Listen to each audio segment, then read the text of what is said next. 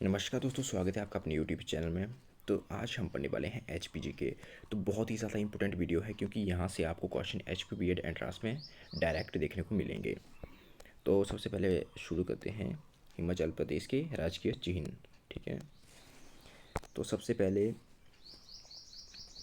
तो हिमाचल प्रदेश का राजकीय वृक्ष क्या है? देवदार। ठीक है, यहाँ से क्वेश्चन पहले भी प्रीवियस में पूछे गए हैं, तो आपको याद रखना है। और राजकीय पक्षी क्या है? वेस्टर्न ट्रैगोपैन यानी कि जुज्जुराना। ठीक है, आपको याद रखना है। और राजकीय पुष्प रोडोडेंड्रॉन। ठीक है, और राजकीय पशु स्नो लेपर्ड। ठीक है, ये पिछली बार प्रीवियस ईयर में पूछा गया था ये भी। और यहाँ से फ्लावर के बारे में भी पूछा जाता है। तो ये आपको 3-4 चीज़ें मैंने बताई, ये क्या होनी चाहिए, याद होनी चाहिए। राजकीय वृक्ष हमारा है देवदार, और राजकीय पक्षी है जुजुराना बेस्टो ट्रैगोपैन, और राजकीय पुष्प है रोडोडेंड्रॉन, और जो राजकीय पशु है वो है स्नो लेपर्ड। और एक फैक्ट जो कि पूछा जाता है, ठीक है, इम्पोर्टेंट है, वो ये है कि हिमाचल प्रदेश का कुल क्षेत्रफल कितना है? तो 55,673 वर्ग किलोमीटर। ठीक है, और हिमाचल प्रदेश में 5 नदियाँ हैं, 12 ज़िले हैं। और ये इम्पोर्टेंट है, यहाँ से भी क्वेश्चन आता है। तो ये टॉपिक भी इम्पोर्टेंट है। हिमाचल रियासतों के संस्थापक। ठीक है, हिमाचल रियासतों के संस्थापक। ठीक है, तो इंग्लिश में इन्हें कहते हैं स्टेट्स एंड देयर फाउंडर्स। तो इम्पोर्टेंट टॉपिक है। तो कुछ इम्पोर्टेंट जो स्टेट्स हैं वो ही मैं यहाँ पे आपको बताऊंगा, जो पेपर के पॉइंट ऑफ व्यू से बहुत ही ज़्यादा इम्पोर्टेंट है। जैसे कि गुलेर इम्पोर्टेंट है, हरिश्चंद्र। ठीक है, हरिश्चंद्र इसका जो है वो इन्होंने इसे फाउंड किया था, हरिश्चंद्र ने। और अगला है त्रिगत सुशर्मा, और कलहूर। आप इसे कॉपी में नोट कर सकते हैं। ठीक है, नोट करने पड़ेंगे क्योंकि ये चीज़ें जो है बहुत ही ज़्यादा इंपॉर्टेंट हैं, और पेपर के पॉइंट ऑफ व्यू से तो बहुत ही ज़्यादा इंपॉर्टेंट है। यहीं से आपको चीज़ें सीधा के सीधा देखने को मिलेंगी। तो कहलूर रियासत के संस्थापक कौन है? बीर चंदेल। ठीक है, कहलूर के हैं बीर चंदेल। और नालागढ़ के हैं अजय चंद। और सुजानपुर रियासत के हैं घमंड चंद।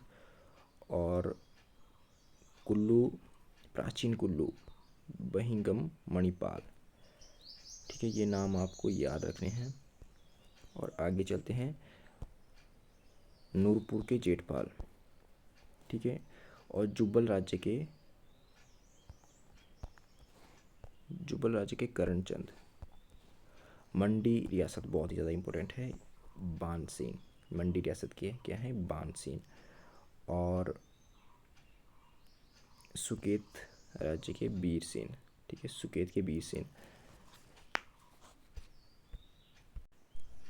तो एक बार मैं फिर से रिपीट करता हूँ। ठीक है, चंबा के हैं मेरू वर्मा, और कहलूर के हैं बीरचंद, सुकेत के हैं बीर सेन। सुकेत बहुत ही ज़्यादा इम्पोर्टेंट है। और क्योंठल के हैं गिरी सेन। क्योंठल भी बहुत ही ज़्यादा इम्पोर्टेंट है।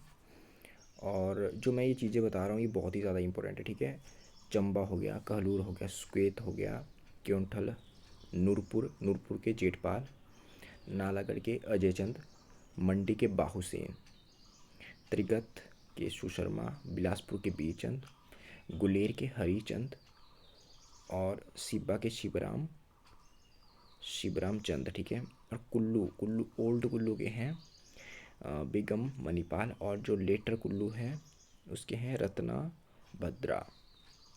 और सुजानपुर के घमंड चंद, और जुब्बल के करमचंद, कुठेर के यहाँ पे देखना पड़ेगा। कुठेर,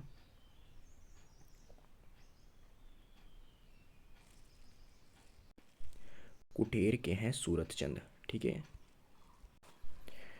तो हमने इसमें पढ़ा रियासतों के बारे में। ठीक है, यानी कि स्टेट्स एंड देयर फाउंडर्स। ठीक है, ये आपको चीज़ याद रखनी है, स्टेट्स एंड देयर फाउंडर्स। अब अगला जो हमारा टॉपिक है वो क्या है, cities and their founder. Cities and their founders, तो ये याद रखना आप। ठीक है, क्योंकि इस चीज़ में बहुत ही कन्फ्यूज़न हो सकता है। ठीक है, हौच पौच की कंडीशन हो सकती है अगर ये दोनों चीज़ें पढ़ें तो। ठीक है, पर बहुत ही ज़्यादा इंपॉर्टेंट दोनों चीज़ें पढ़नी पड़ेंगी, तो इसलिए मैं इम्पोर्टेंट बता रहा हूँ। यहाँ पे दी बहुत सारी हैं, लेकिन मैं आपको जो इम्पोर्टेंट है वही मैं यहाँ पे आपको बता रहा हूँ। ठीक है, तो यहाँ पे आप नोट करना, ऐतिहासिक नगर। सबसे पहले है बिलासपुर। बिलासपुर का इम्पोर्टेंट है दीपचंद। दीपचंद। हमीरपुर का हमीरचंद, और सुजानपुर का अभयचंद, और यहाँ आलमपुर, आलमपुर का आलमचंद। ठीक है, आलमपुर आलमचंद। सुंदरनगर का गरुड़ सेन, और नीचे आ जाओ, यहाँ पे मंडी का अजबर सेन। मंडी के यहाँ पे आपको याद रखनी है, पीछे कौन था मंडी का, बाहुसेन, और यहाँ पे कौन है, अजबर सेन। यानी कि मंडी में जो भी आएगा वो सेन होगा। ठीक है, अजबर सेन, बाहुसेन। और नाहन का कर्म प्रकाश। ठीक है, पीछे शायद सिरमौर का था कर्म प्रकाश, है ना, सिरमौर, हाँ नहीं, सिरमौर ऐसा का शुभांग प्रकाश था, शुभांश प्रकाश। ठीक है, और यहाँ पे जो चंबा का है वो है साहिल वर्मा, और कुल्लू का बहिंगम मणिपाल, और कांगड़ा का सुशर्मा चंद। ठीक है, ये चीज़ें इंपॉर्टेंट है बहुत ही ज़्यादा। अब आते हैं प्राचीन नाम के ऊपर। प्राचीन नाम, जो कि बहुत ही ज़्यादा इंपॉर्टेंट टॉपिक है।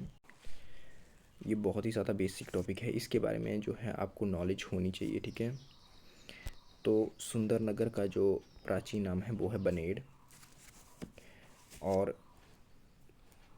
बैजनाथ का कीरग्राम, बिलासपुर का कहलूर, उन्ना का जसबान, सराहन का शोणितपुर, नूरपुर का धमरेरी। ठीक है, धमरेरी, और भरमौर का ब्रह्मपुर, कांगड़ा का त्रिगत, कुल्लू का कुलुत, नालागढ़ का हांडूर, और किन्नौर का चीनी। ठीक है, और इम्पोर्टेंट कौन कौन से हैं, इम्पोर्टेंट यहाँ से है कांगड़ा। कांगड़ा का है त्रिगत। ठीक है, त्रिगत और नगरकोट।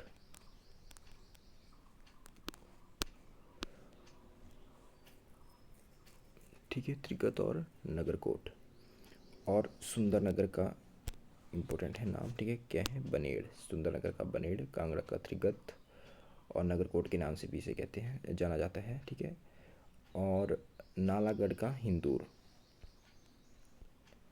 नालागढ़ का हिंदूर। ठीक है, ये है नालागढ़ हिंदूर, और उन्ना का जसबादून, उन्ना का जसबादून।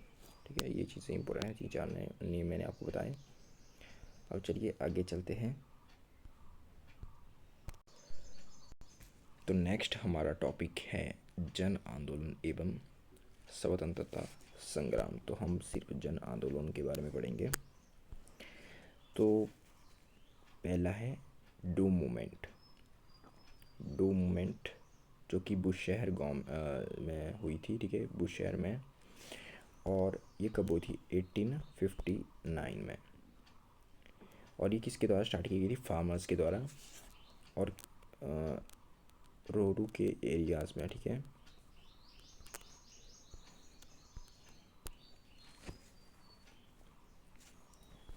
ठीक है। डू मूवमेंट 1859 में स्टार्ट हुई, बुश शहर से रिलेटेड है और रोडू के एरियाज़ में, ठीक है, रोडू के एरिया से भी संबंध रखती है। और अगला है सुकेत आंदोलन, इसको रहने दो सुकेत आंदोलन को। आगे आओ जुग्गा आंदोलन।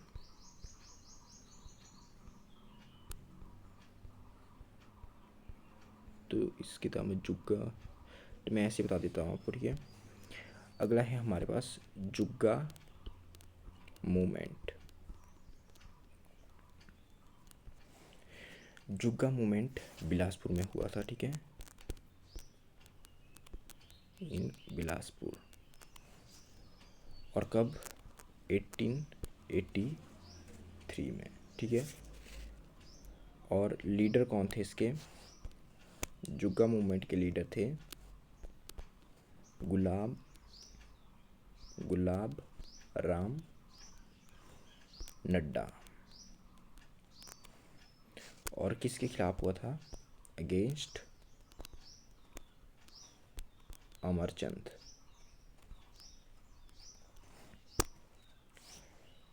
और अगला है हमारा मंडी कॉन्स्पिरेसी, ठीक है, मंडी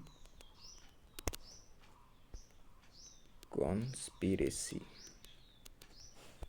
ठीक है, नंबर 3 से ऐसे नंबरिंग दे दो, ठीक है। नंबर 3 मंडी कॉन्स्पिरेसी, ये हुआ था under the influence of Ghadar party, took place in 1914 और 1915। और जो इम्पोर्टेंट चीज़ याद रखने की बात है वो है हरदेव इसके लीडर थे, ठीक है, हरदेव, ठीक है। मंडी कॉन्स्पिरेसी के लीडर कौन थे? हरदेव। और अगला है भूमि बंदोबस्त आंदोलन। 5th है भूमि बंदोबस्त आंदोलन। तो इसे क्या कहा जाता है? डांडरा मूवमेंट, आल्सो कॉल्ड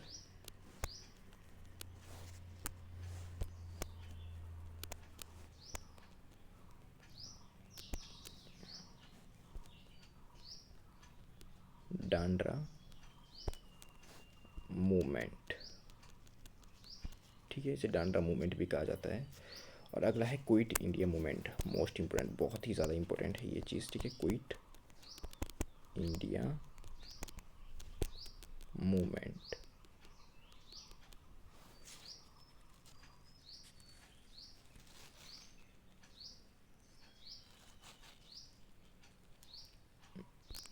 तो अमृत कौर राजकुमारी Amrit Kaur led movement from Shimla, she was the editor of Mahatma Gandhi, ठीक है। और अगला है शिमला कॉन्फ्रेंस। शिमला कॉन्फ्रेंस को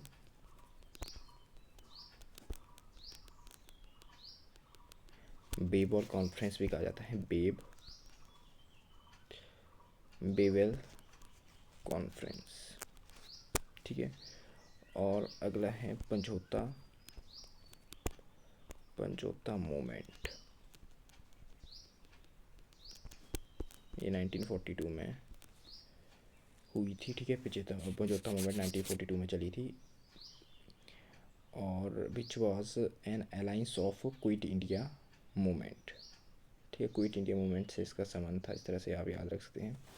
और अगला चीज़ है धामी गोली कांड,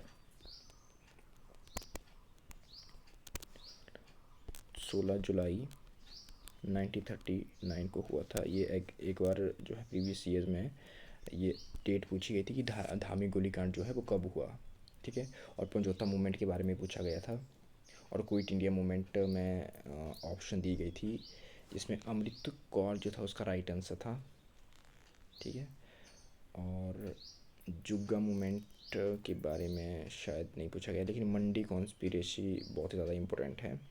ये भी इम्पोर्टेंट है। मतलब इसमें क्या है कि हरदेव जो हैं उनके वो गदर पार्टी के लीडर थे। इन्हीं के अंडर ये हुई थी मंडी कॉन्स्पिरेसी। ठीक है। जुग्गा मूवमेंट इन बिलासपुर, इसके लीडर थे गुलाब राम नड्डा, और किन के खिलाफ हुई थी? अगेंस्ट अमरचंद। ठीक है, तो ये थे आज के इम्पोर्टेंट टॉपिक। आई होप आपको वीडियो पसंद आएगी, और वीडियो को लाइक जरूर कीजिएगा। ठीक है, और शेयर कीजिएगा अपने दोस्तों के साथ जो बीएड एंट्रेंस की तैयारी कर रहे हैं। ठीक है।